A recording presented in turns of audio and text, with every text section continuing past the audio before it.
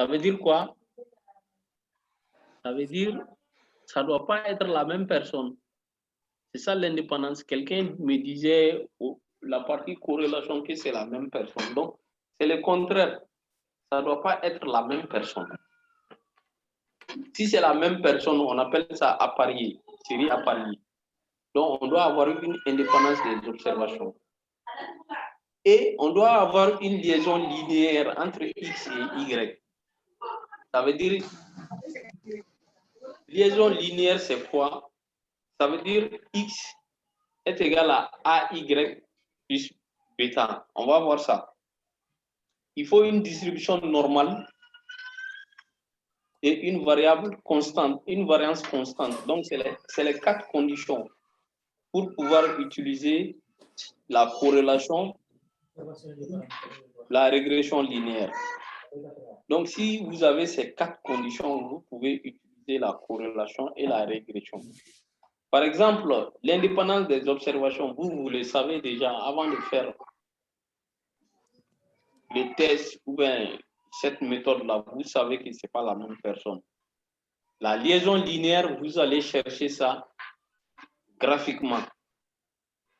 C'est-à-dire, vous allez prendre X, l'axe des abscisses, Y, l'axe des orgonées. Donc, vous allez prendre pour chaque individu, vous avez sa valeur X et Y, vous allez renseigner ça. Et en principe, ça doit vous donner une liaison qui est au moins linéaire. Mais si ce n'est pas linéaire, ça veut dire que vous ne pouvez pas faire la corrélation ou la régression linéaire simple. La troisième condition, ça c'est la distribution normale. J'ai dit, nous, on considère que les phénomènes médicaux et biologiques ont une distribution normale. Mais cela ne nous empêche pas. Dans certaines situations, il y a un autre test. Le test de Kolmogorov, c'est un russe. C'est ce test qui nous permet de vérifier est-ce qu'une distribution, est-ce qu'une série de données a une distribution normale ou pas. La quatrième condition, ça c'est la variance. Il faut une variance constante. Donc les variances là doivent être constantes. Si vous avez ces 4 conditions, vous pouvez utiliser corrélation ou régression. Maintenant, quand vous avez votre paramètre X et Y, vous pouvez calculer la covariance. La formule est la suivante. C'est un paramètre capital pour la régression et la corrélation. Donc, la formule, c'est quoi? C'est la somme des xi moins ux facteur de yi moins mu u sur n. C'est-à-dire, vous prenez chaque élément pour x moins la moyenne, entre parenthèses encore, y, chaque élément de y moins la moyenne de y, de tout sur n. Est-ce que vous comprenez la formule là?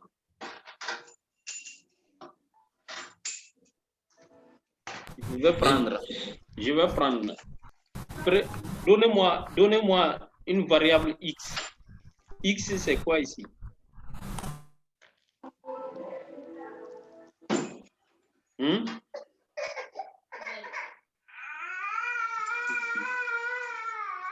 X, c'est quoi?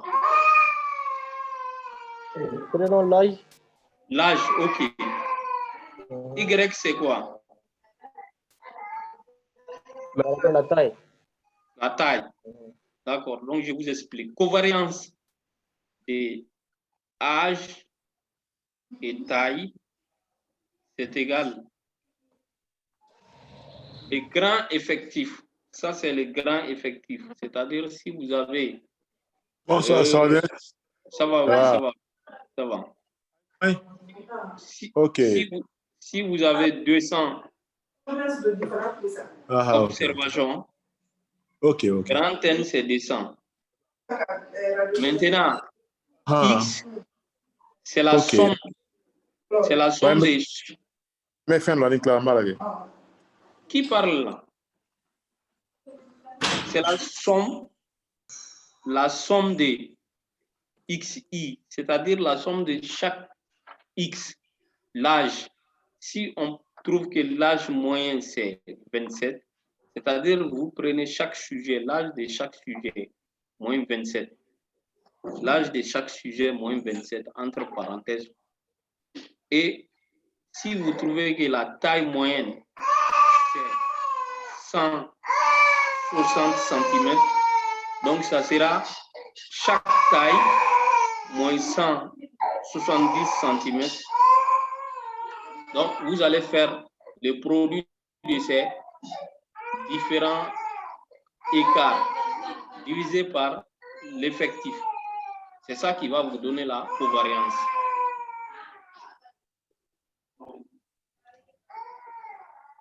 C'est compris? Oui.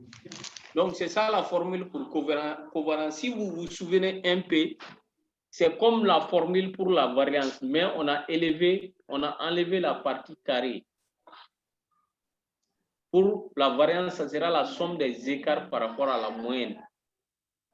Somme des carrés des écarts. Ici, c'est la somme des écarts par rapport à la moyenne de X et de Y sur grand N. Donc, c'est ça la covariance. Vous avez besoin également du coefficient de corrélation. C'est ce coefficient qui va mesurer l'association entre l'âge et la taille dans notre contexte ici. Maintenant, ce coefficient, il est égal à quoi? C'est le rapport de la covariance divisé par l'écart type de X et Y. Je donne la formule, et voilà. Donc, pour avoir le coefficient de corrélation qu'on appelle ρ,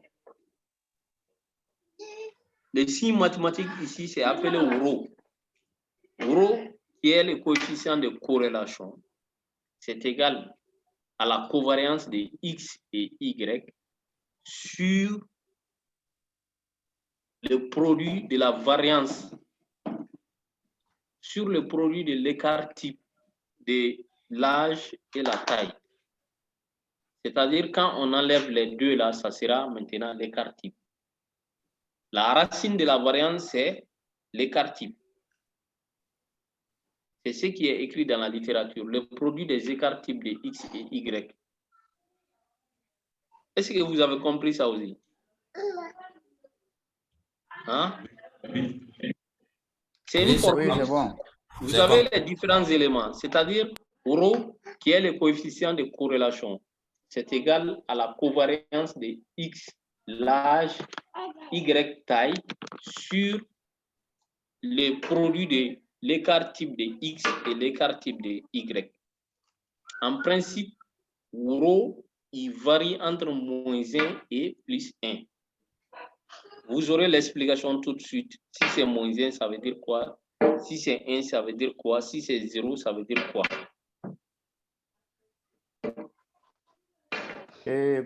Professeur? Oui?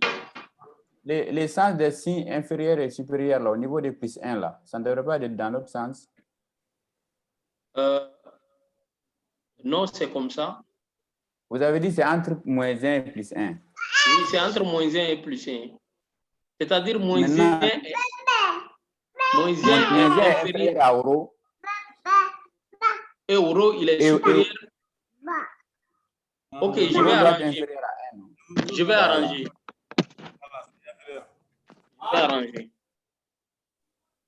Ok. Maintenant, voici l'explication.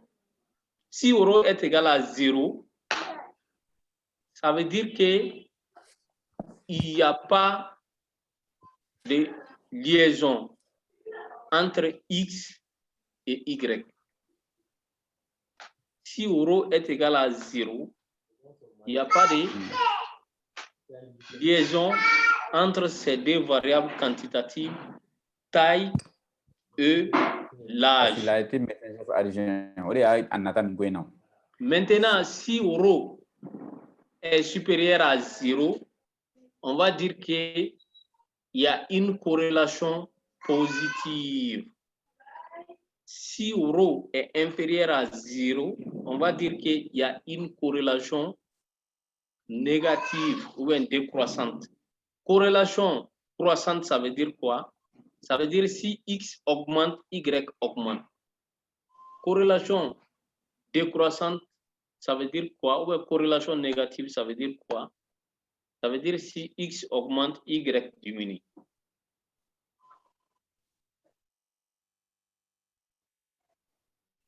Si rho est égal à 0, il n'y a pas de liaison entre les deux variables.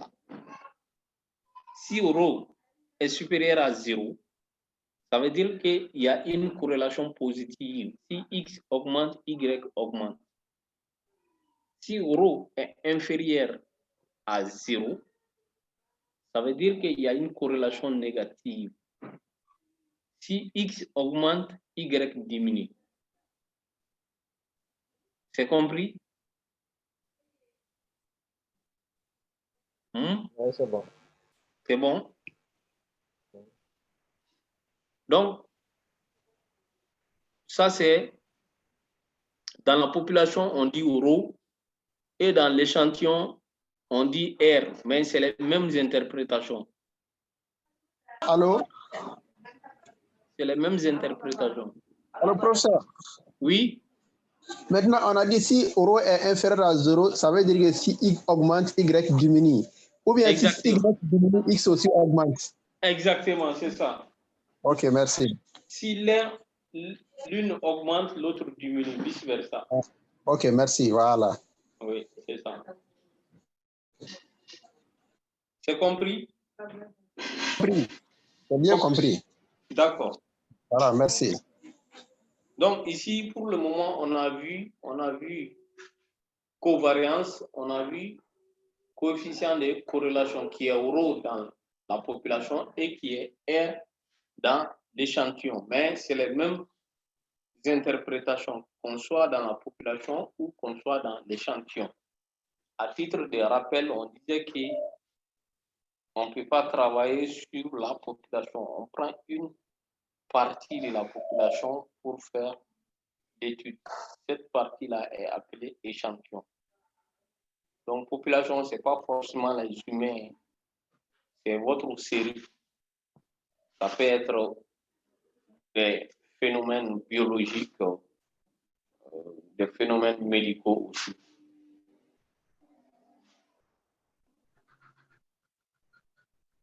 Donc maintenant, si vous prenez ces coefficients de corrélation, vous allez appliquer maintenant votre test.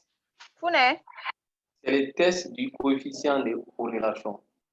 Vous avez vu dans les tests statistiques, on a donné des types en fonction si c'est paramétrique ou non paramétrique. Maintenant, l'hypothèse nulle ici, c'est quoi? On va dire qu'il y a une indépendance. S'il y a l'indépendance, ça veut dire les R ou les rho tournent autour de 0. Parce que l'hypothèse nulle, il y a une égalité. Donc, s'il y a une égalité entre les deux, ça veut dire qu'ils sont indépendants. S'ils sont indépendants, ça revient à dire encore que R est égal à 0. Donc, l'hypothèse bilatérale ici, on va dire que R est différent de 0. Il y a hypothèse nulle, hypothèse alternative. On va dire que R est différent de 0. Donc, voici les tests qu'on va utiliser. Voici sa formule. Peut-être vous, dans la pratique, vous n'allez pas utiliser tout ça. Mais il faut juste comprendre. C'est les tests des students qu'on va utiliser. Les tests des students, voici sa formule. C'est les R, les coefficients de corrélation qu'on va calculer sur racine de 1 moins R au carré, multiplié par racine de N. N, c'est l'effectif moins 2. Donc, le DDL pour ce test de student, c'est N-D aussi. On a des tables jusqu'à N inférieur à 100. Au-delà, c'est mieux d'utiliser les logiciels. Donc, je reprends encore. Qu'est-ce qu'on a vu? On a vu, pour la corrélation, on est dans la corrélation d'abord. On a vu covariance. Ça, c'est le premier paramètre dont la formule a été donnée. C'est la somme des écarts par rapport à la moyenne pour X et Y sur l'effectif. On a vu des coefficients de corrélation qui est appelé ρ dans la population ou R dans l'échantillon. C'est les mêmes interprétations. Donc, ça correspond à la covariance de X et Y sur le produit des écarts de X et Y. Maintenant, si ρ R est inférieur, c'est compris entre -1 et +1. Si c'est égal à 0, on va dire qu'il n'y a pas de corrélation, il n'y a pas de liaison. Si c'est supérieur à 1, on va dire qu'il y a une corrélation positive. Quand X augmente, Y augmente. Si c'est inférieur à 0, on va dire qu'il y a une corrélation négative. Si X augmente, Y diminue. Si Y augmente, X diminue, vice-versa. Donc, on a pris ces mêmes tests. On va, ces coefficients de corrélation, on va appliquer les tests coefficients de corrélation. Ça, c'est les tests statistiques utilisés pour voir réellement. Professeur, Oui, est-ce que vous pouvez expliquer la phrase, la table de coefficient de corrélation n inférieur à 100? C'est une condition, ça quoi. veut dire. Non, ce n'est pas une condition. Ok. C'est-à-dire, c'est pour vous dire que dans la pratique, manuellement, on a des tables. On a des tables jusqu'à n inférieur à 100. Mais au-delà, c'est le logiciel. L'idéal, c'est d'utiliser les logiciels. C'est comme la table Z que je vous ai expliqué, ou bien la table de guidée. Le logiciel, il va donner les mêmes résultats de P. Mais manuellement, quand vous faites, vous êtes obligé de faire recours à cette table statistique. Donc, il y a des tables statistiques jusqu'à n inférieur à 100. Au-delà, il faut utiliser les logiciels. C'est ce qu'on veut dire ici. C'est bon? Oui, c'est bon. D'accord. Maintenant, il y a ces tests. Il y a un autre test aussi. Si les conditions ne sont pas remplies, il y a les tests non paramétriques. Donc, les tests non paramétriques, c'est ça l'appellation. Coefficient de corrélation des rangs de Spearman. C'est le test non paramétrique utilisé si les conditions d'application ne sont pas remplies. C'est comme pour les tests pour comparer des pourcentages. Le premier test à faire, c'est le test de KID. Si les conditions ne sont pas remplies pour KID, on fait recours au test de Fisher. Donc, c'est la même chose ici. Si les conditions ne sont pas remplies, on fait recours au coefficient de corrélation de Spearman. Maintenant, quand vous utilisez les logiciels, le plus souvent, et ils vous donnent le tout. Donc, c'est à vous de vérifier les conditions. Maintenant, faire le choix entre les types de tests adaptés à votre contexte. Le logiciel, il ne peut pas faire ces choix pour vous. C'est ça un peu le problème des logiciels. Mais il vous donne des messages, il vous donne des informations qui vous guident de faire le choix. Donc ça, on a fini avec corrélation. Corrélation, il y a 3 ou 4 choses à comprendre. La covariance, vous allez utiliser la formule. Je vais vous montrer des images de corrélation et régression. Il y a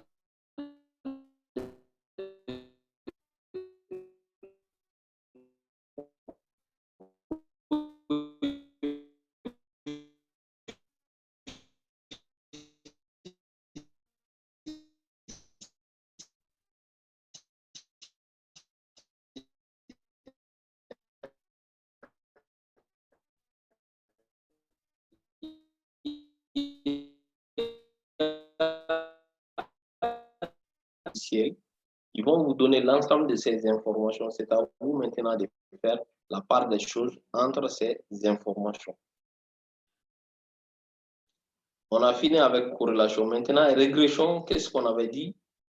On a dit dans régression, vous avez l'explication dans un seul sens.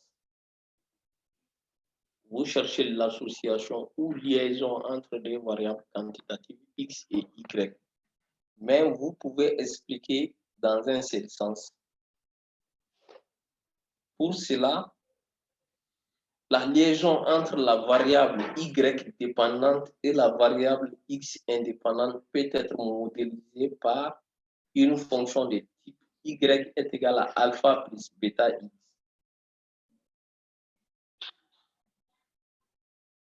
C'est comme la fonction de la droite. Y est égal à alpha plus bêta X. Alpha, ça reste une constante. Ou bien même si vous revenez dans l'échantillon, ça sera Y est égal à A plus Bx. Y est égal à A plus Bx. Ça, c'est dans l'échantillon A plus Bx. Donc, A, c'est une constante. B, c'est ça, vous allez chercher A et B.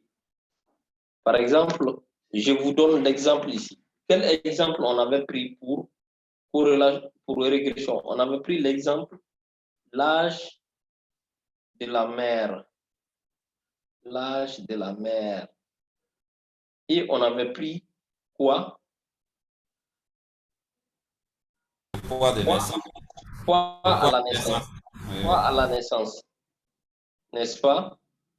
Maintenant, entre les deux, qu'est-ce qui est X? Qu'est-ce qui est Y?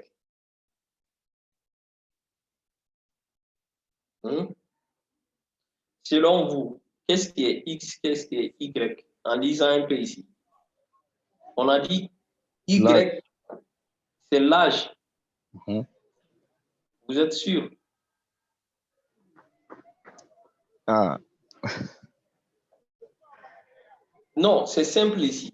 Parce que vous avez dit que l'âge, le poids de l'enfant, c'est Y égale le poids de l'enfant. Bon, lisons ensemble. Y, c'est dépendante. Et X, c'est indépendante. Dépendante, c'est quoi? C'est le poids. Ça veut dire, on peut l'expliquer. On peut l'expliquer. On peut expliquer Y. Ça veut dire dépendante. Oui. Donc ici, ça sera le poids à la naissance. Oui. C'est ça notre Y. Donc c'est comme si on va dire que le poids à la naissance, c'est Y. C'est égal à une constante qui est A plus B, l'âge de la mère. Donc l'âge de la mère ici, c'est indépendant. C'est X. C'est une variable indépendante. C'est les pages et la diapositive qu'on voit. Hein? C'est la diapositive qu'on voit toujours. Oui, je suis en train de donner des explications. Ça, ce n'est pas dans diapositive. J'ai pris notre exemple seulement. On était ici. J'ai dit, revenons à notre exemple, vous allez comprendre. Notre exemple, on avait dit que on veut chercher une liaison entre l'âge de la mère et poids à la naissance. C'est ça. Donc, pour chercher une liaison entre ces deux variables quantitatives, on a dit qu'on pouvait utiliser la régression linéaire simple. Donc, pour utiliser la régression linéaire simple, on peut expliquer dans un seul sens. Donc, ici, qu'est-ce qu'on peut expliquer? On peut expliquer le poids à la naissance par l'âge de la mère, mais on ne peut pas expliquer l'âge de la mère par le poids à la naissance. Donc, en lisant les derniers paragraphes, j'ai dit qu'est-ce qu'on peut prendre comme X, qu'est-ce qu'on peut prendre comme Y. Ce qu'on peut prendre comme Y ici, qui est appelé également variable dépendante, ça c'est le poids à la naissance. Donc, je vais poser ma fonction maintenant. Ma fonction, ça sera y, qui est poids à la naissance, est égal à alpha ou a, qui est une constante, plus b multiplié par l'âge de la mère. Donc, en appliquant ma méthodologie, je vais chercher A et B. Il y a des formules pour calculer A et B. Les logiciels, quand on applique régression, corrélation, ils nous donnent A et B. Ils vont vous donner constante. Donc, constante, ça sera A ou alpha. Alpha, ça, c'est dans la population, quoi. Quand on revient dans l'échantillon, on dit A. Bêta, ça, c'est dans la population. Quand on revient dans l'échantillon, c'est B. Donc, ça sera A, la constante, plus B. B, il va écrire bêta même. B, âge de la mère. C'est compris? Allô? Oui, Est-ce que on vous, t'écoute. C'est bon. Oui, on suit. vous avez compris quand même? Oui, professeur, là, c'est compris. Ok, donc c'est ça régression. On a utilisé notre explication pour décrire variable dépendante ou variable indépendante. Professeur. C'est bon? Allô? Donc, dans régression, le travail consiste à chercher alpha et bêta. On peut appeler A et B. Alpha ou A, c'est une constante. Et B, vous avez cette valeur aussi. Donc, vous allez faire, ça c'est les méthodes utilisées. Il y en a deux pour calculer alpha et bêta. Donc, il y a l'estimation par la méthode des moindres carrés et il y a l'estimation, la seconde, c'est toujours estimation par la méthode des moindres carrés. D'accord. Donc, ça, c'est ce que je vais vous donner. Ça, c'est régression linéaire simple. On va utiliser juste cette méthode, méthode de moindre carré. Donc, c'est la méthode de moindre carré qu'on va utiliser pour chercher notre alpha et bêta. C'est compris? Déjà, pour chaque sujet, vous avez cette valeur-là, X et Y. Vous allez les mettre sur un graphique. Ça va vous donner une droite. Donc, c'est cette droite de régression que vous allez utiliser pour voir maintenant votre régression. En même temps, calculer votre A et B. Donc, les critères retenus pour mesurer la distance d'un point à la droite est la distance verticale entre XI et YI. XI et YI, ici, c'est chaque individu, quoi. Et la droite de régression est celle qui minimise cette distance. Attendez, je pense qu'on a une graphique. Donc, alpha et bêta sont des estimations de l'ordonnée à l'origine alpha et de la pente bêta de la droite de régression. C'est ça, on va expliquer. Vous allez voir ici. Je vous laisse lire ça. Il faut lire. Je reviens après. Je vais vous expliquer les graphiques.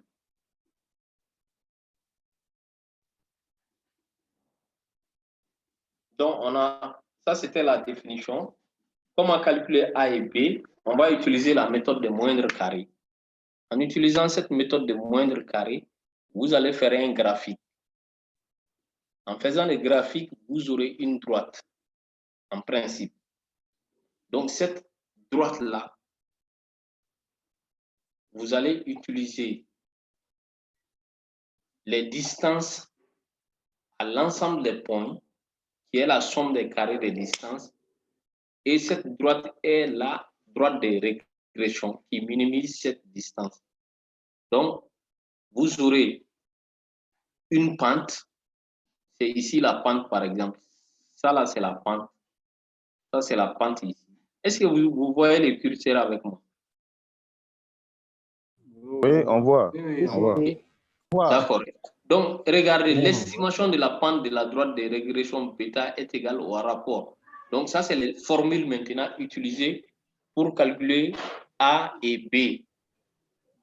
On a dit A, c'est une constante. B aussi, c'est les bêta. Donc, regardez, on a posé la droite de la régression, c'est égal à alpha plus bêta x. Et comment faire pour avoir A? A est égal à my moins B facteur de mx. Donc, il faut calculer d'abord B. B, c'est facile à calculer parce que ça trouve que vous avez la covariance. Vous avez la variance de x aussi. Donc, B, c'est le rapport de la covariance de x et y sur la variance de x. Ça, c'est B. Maintenant, voici la formule pour calculer A. Quand vous avez A et B, facilement, vous pouvez écrire votre droite de régression. Donc, ça sera ici l'âge. On avait dit que c'est le poids à la naissance. C'est égal à alpha. Alpha, voici la formule. Plus bêta, voici sa formule. Et l'âge de la mère. Donc, si on applique ça à notre droite de régression, voici comment avoir A et B. Maintenant, quand vous avez A et B également, vous allez utiliser toujours un test pour voir est-ce que ce que vous avez trouvé, ça existe réellement ou bien c'est dû au hasard. Dans corrélation, vous avez utilisé les deux types de tests. Les tests paramétriques, c'est Spearson, et les tests non paramétriques, c'est Spearman. Donc ici aussi, vous allez utiliser les tests de la pente de la droite de régression.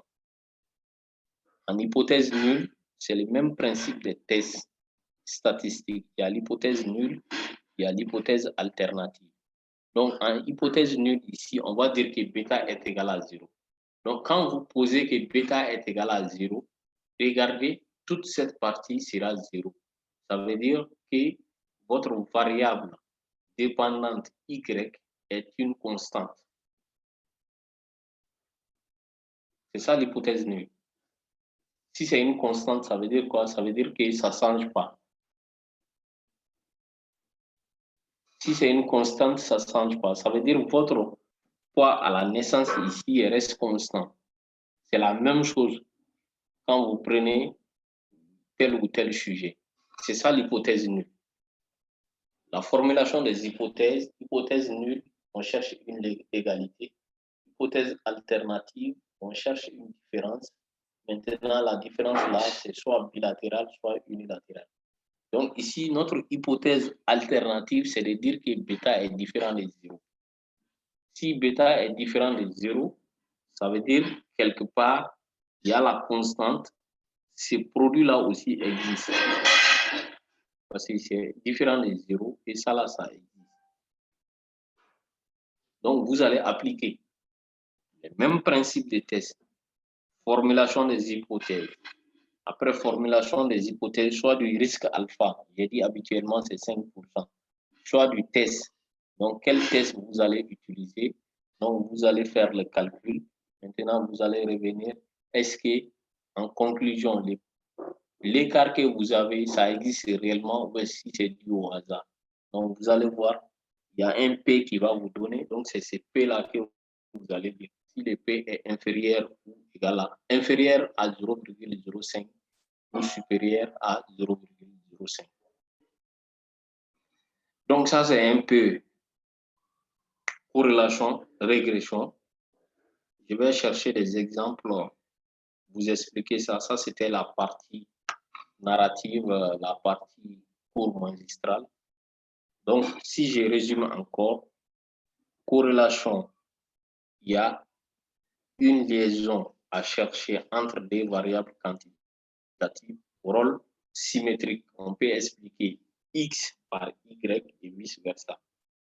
Régression, on va chercher une liaison entre des variables quantitatives, mais il y a un rôle asymétrique. On peut expliquer l'un par rapport à l'autre élément. Maintenant, dans corrélation, qu'est-ce que vous allez chercher? Vous allez chercher la covariance, vous allez chercher le coefficient de corrélation qui est appelé rho dans la population ou R dans l'échantillon, c'est les mêmes interprétations. R est égal à 0, il n'y a pas de liaison. R supérieur à 0, il y a une corrélation positive. Si X augmente, Y augmente. R inférieur à 0, il y a une corrélation négative. Si X augmente, Y diminue. Si Y augmente, X diminue. Quand vous finissez ça, vous allez faire des tests.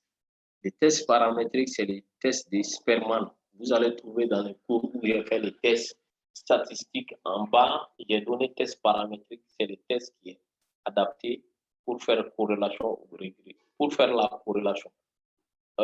Pour les tests non paramétriques, c'est les tests des Sperman. Je n'ai pas donné la formule ici, mais il faut juste retenir qu'il y a un test paramétrique non paramétrique. C'est les tests paramétriques qu'on a donné la formule. Ça, c'est fini. Maintenant, régression, on a dit, on va expliquer l'un par rapport à l'autre dans un seul sens. Ça veut dire quoi? Pour chaque sujet, vous aurez X et Y. Il y a une droite de régression. Donc, cette droite de régression, vous allez poser la fonction Y, qui est une variable dépendante, est égale à une constante qui est appelée alpha ou A, plus bêta ou Bx.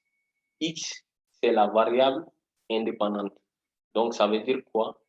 C'est X qu'on ne peut pas expliquer par Y, mais Y, on peut l'expliquer par X.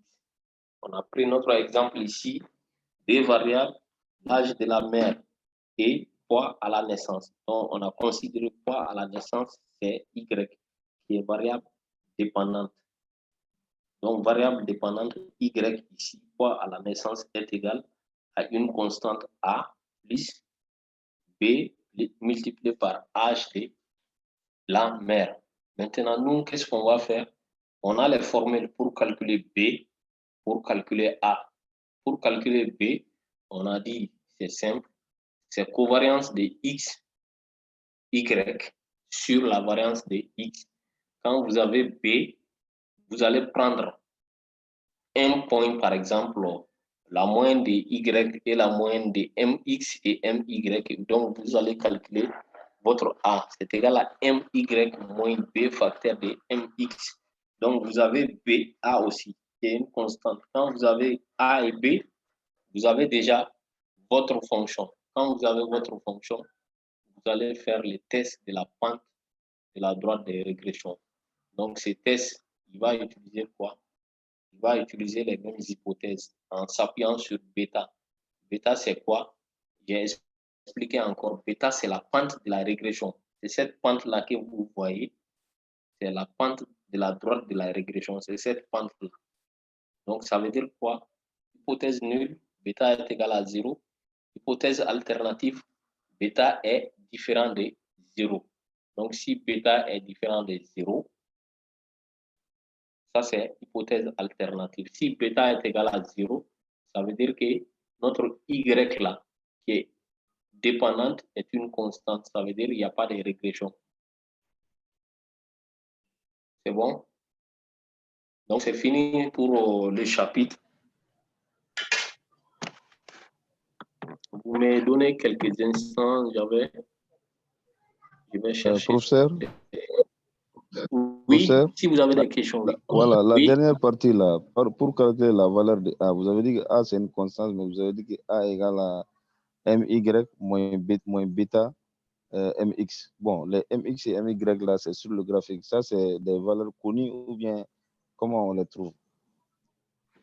Non, ce n'est pas connu. C'est-à-dire, vous allez prendre juste un sujet. Et je reviens. Est-ce que c'est en... C'est en bas, c'est avant-dernier diapo. Oui, oui, je vois, je suis en train juste de voilà. Voilà, c'est ça. C'est-à-dire, vous allez vous référer à la représentation graphique. Et regardez, je vais vous... L'estimation de la pente A et bêta, alpha.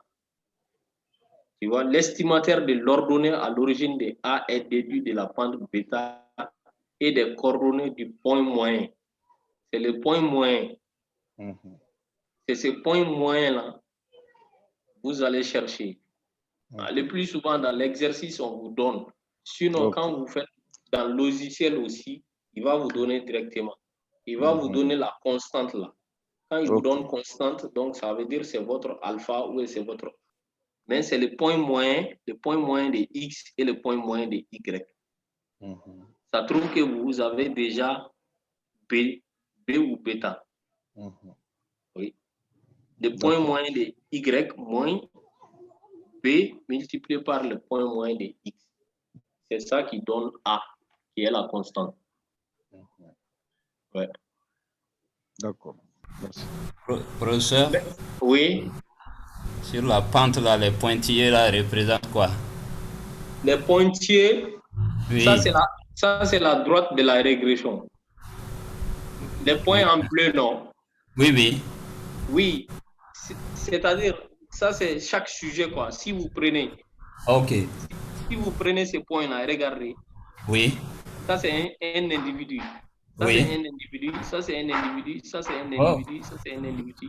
Donc on Ok. essaie de faire une droite Oui. parmi ces individus-là. En rouge, c'est ça notre droite Oui. de régression. Oui. Mais chaque point Oui. représente un individu, un sujet, qui a son Y, qui a son X. X. Ok. Oui. Je vois maintenant. Ouais. Merci. Ok. Des questions?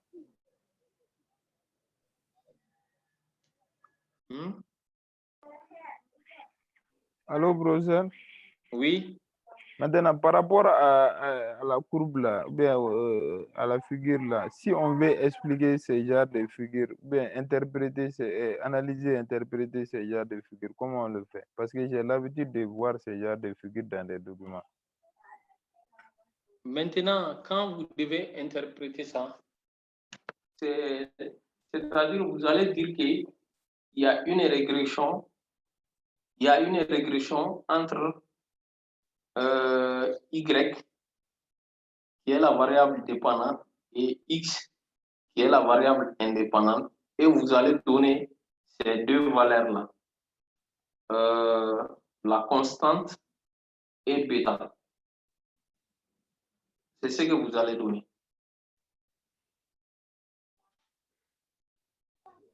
Est-ce que c'est compris? Ok, merci. Professeur? Oui. Voilà, donc comme il l'a si bien dit là, on a l'habitude de voir dans les documents, mais est-ce que ça peut expliquer une distribution par rapport à une situation? Est-ce que c'est-à-dire la droite là, la pente là peut expliquer une situation et que chaque point peut expliquer, c'est-à-dire la population par rapport à une situation, c'est-à-dire la distribution par rapport à une situation, qu'elle soit épidémiologique, en tout cas un événement. Est-ce que c'est possible? Oui, ça peut expliquer une situation, mais c'est sûr, vous allez voir les modèles multivariés. C'est surtout dans les modèles multivariés, vous allez mieux comprendre ça. L'explication ici, c'est régression linéaire simple. Maintenant, dans la régression linéaire multiple, on va ajouter plusieurs variables. Ça ne sera pas deux seulement, quoi. Ok. Donc, si on fait régression linéaire multiple, on peut faire une régression linéaire multiple. On aura toujours notre variable Y là. Ça sera une variable quantitative, mais le reste X là, ça peut être quantitatif, ça peut être qualitatif. En ce moment, vous allez expliquer, c'est comme faible poids à la naissance. N'est-ce pas? Moi, je l'ai expliqué directement avec l'âge de la mère. Maintenant, dans la littérature, si c'est régression linéaire multiple, vous allez dire que faible poids à la naissance, ça peut être lié à plusieurs paramètres. Donc, ces paramètres-là, vous allez faire sortir. Si vous dites que c'est l'âge de la mère, ça sera l'âge de la mère qui est X1. Ça peut être quoi?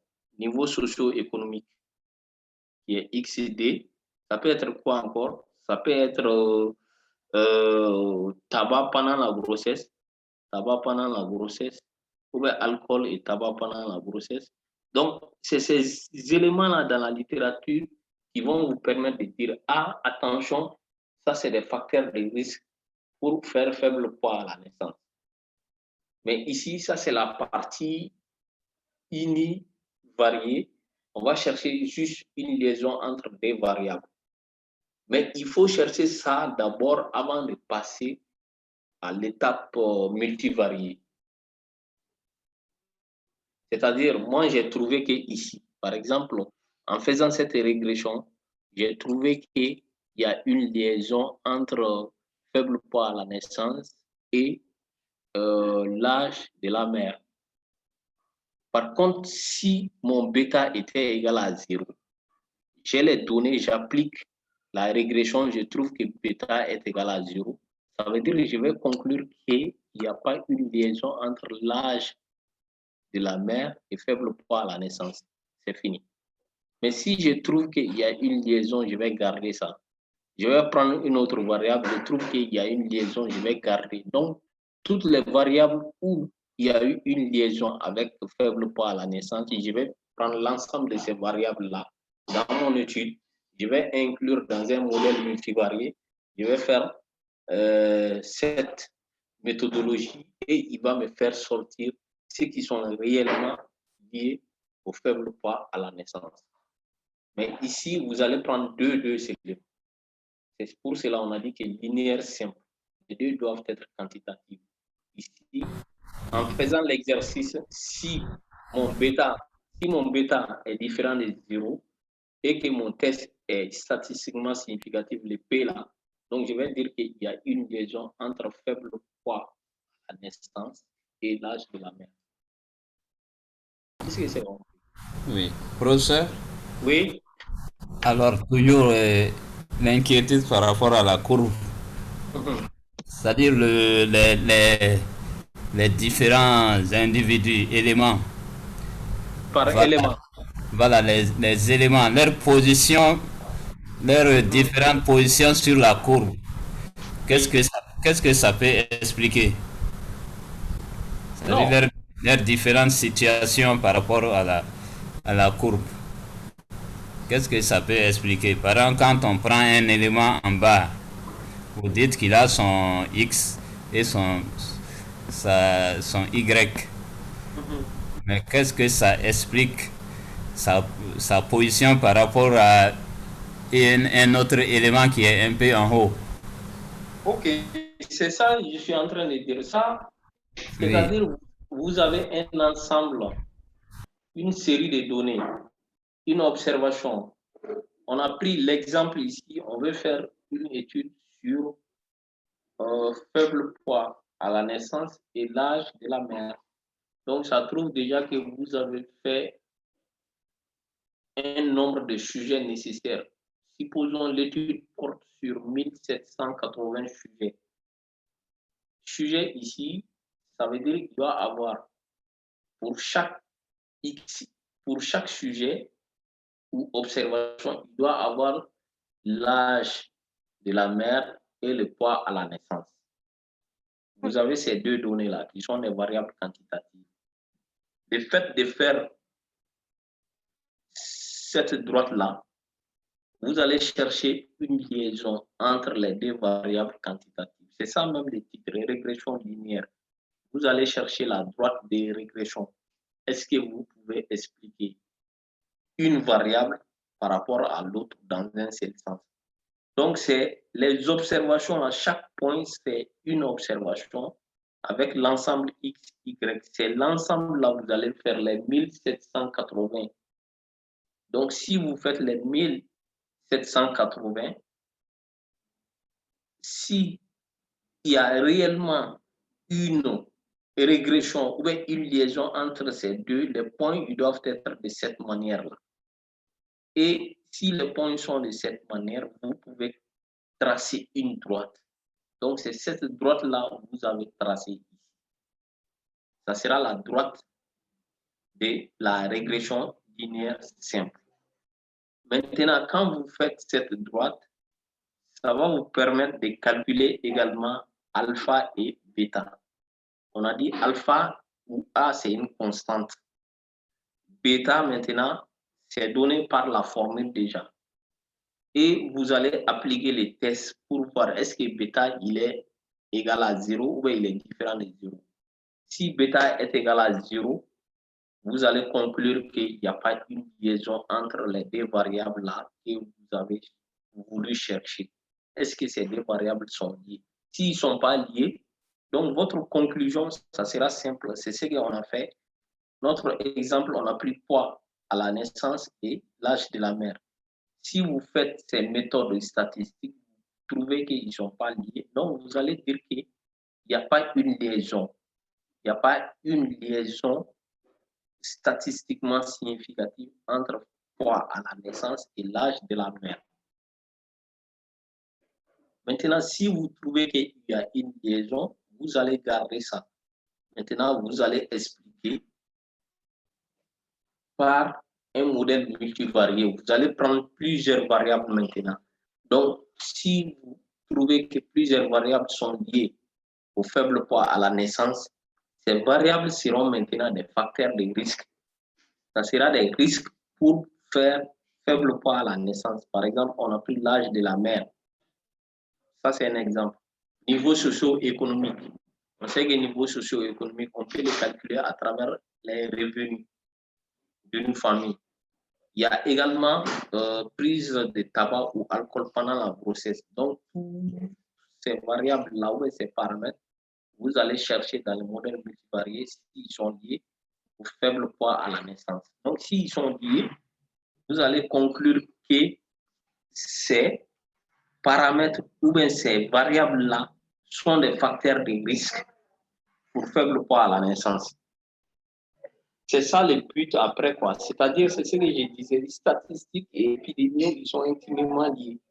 Donc, ce que vous trouvez ici, une liaison, ça veut dire quoi? En matière d'épidémie, ça peut être un risque également. Mais parfois, ça peut être pas un risque, mais ça peut être bénéfique aussi. Par exemple, si votre Y là, ça c'est guérison. Donc, le fait de chercher des éléments qui sont liés à la guérison, donc ça ne sera plus des facteurs de risque. Ça sera des facteurs qui font que vous allez guérir.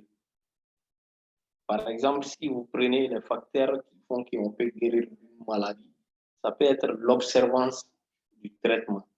Ça peut être le fait de prendre des médicaments à des heures aussi. Ça peut être l'état nutritionnel du patient. Ça peut être l'âge du patient. Par exemple, on sait que les sujets jeunes peuvent rapidement guérir par rapport à des personnes âgées.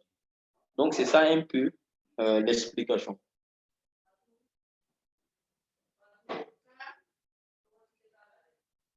Merci, professeur. Oui.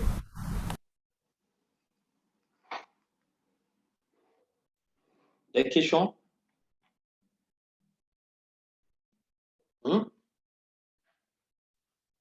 Des questions?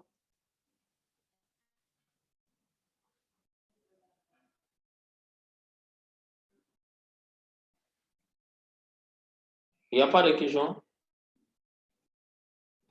Non, pour le moment, c'est bon. Pour le moment, c'est bon. D'accord. Il est quelle heure là? Il est 38. Donc, attendez, on fait break de 5 minutes. Je vais vous chercher des représentations graphiques. On va expliquer ça rapidement.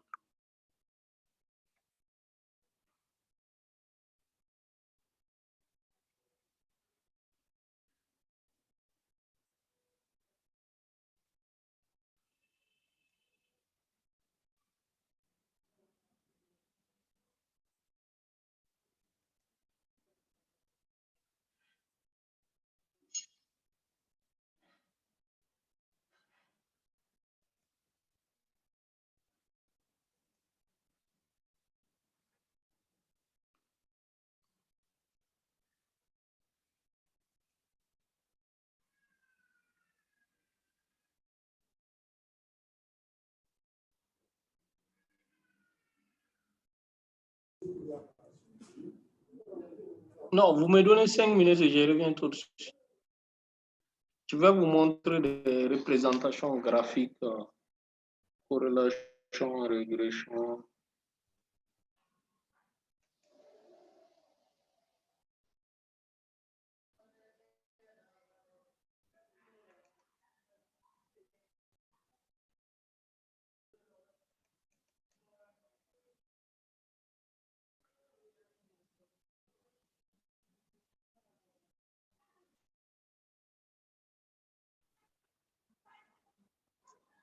Je cherche les 4 conditions.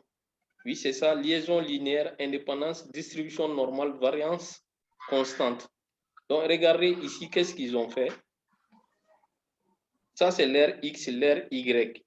Ils ont cherché une liaison symétrique. Donc, s'ils veulent chercher une liaison symétrique, ça sera X et Y, vice-versa, ça sera corrélation. Donc, vente des lunettes, vente des glaces, ils ont cherché les 4 conditions ici.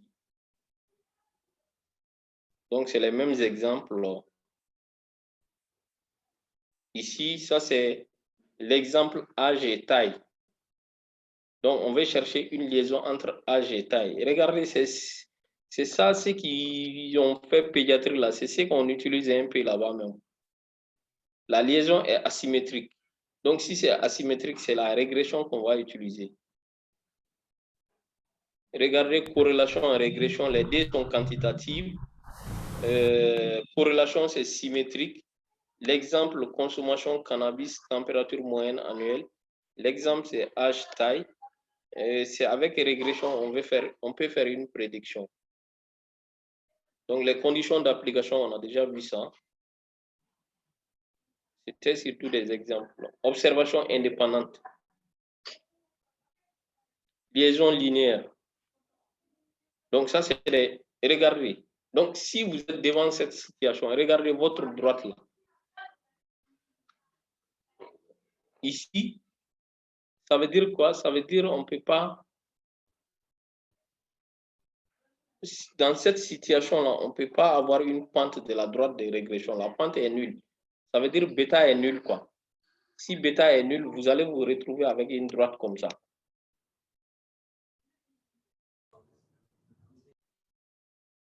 Regardez ça aussi, c'est bêta est nul. Généralement, c'est cette situation, ça c'est, si c'est une corrélation, ça ce sera négative. Négative ici. Quand X augmente, Y diminue.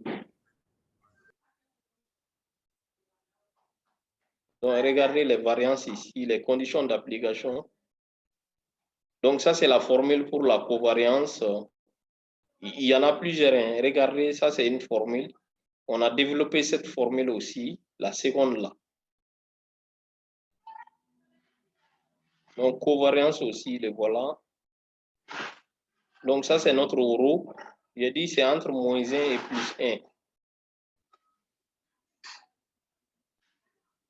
Donc, ici, rho est égal à 0. Rho est supérieur à 0. Rho est différent de 0.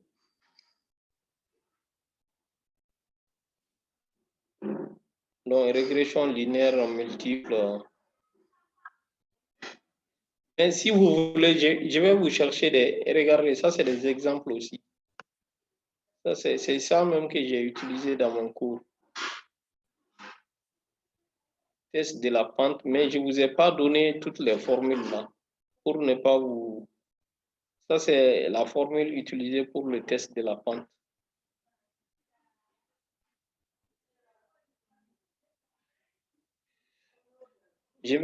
Ce qu'on va faire,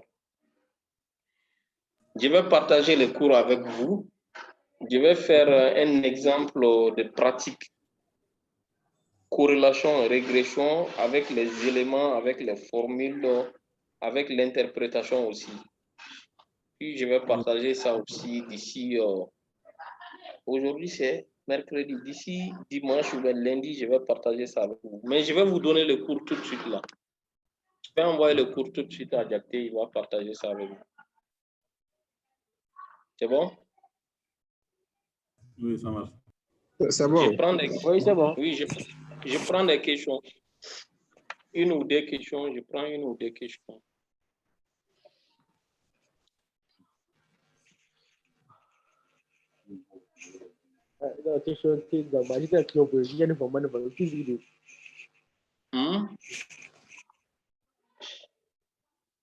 Il n'y a pas de questions.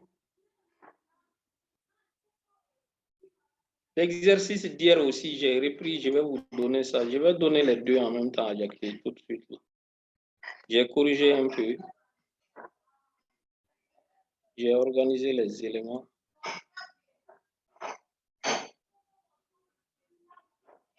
Il n'y a pas de questions?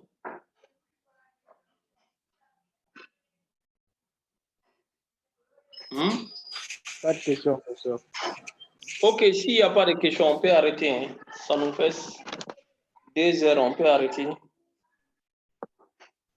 Ok, ça va. Donc, je vais vous donner tout de suite l'exercice d'hier, le cours d'aujourd'hui. D'accord, merci. Et comme tâche de mon côté, je vais chercher un exercice sur corrélation et un exercice sur la régression. Je vais traiter ça puis partager avec vous. Ah, bon? plaisir. C'est très bon. Ok. Donc, merci à vous. Merci. Merci à vous également. Merci, professeur. Merci, bonne soirée. professeur. Merci, professeur. Et- Bonne soirée. Merci bien. Merci. Merci à la classe.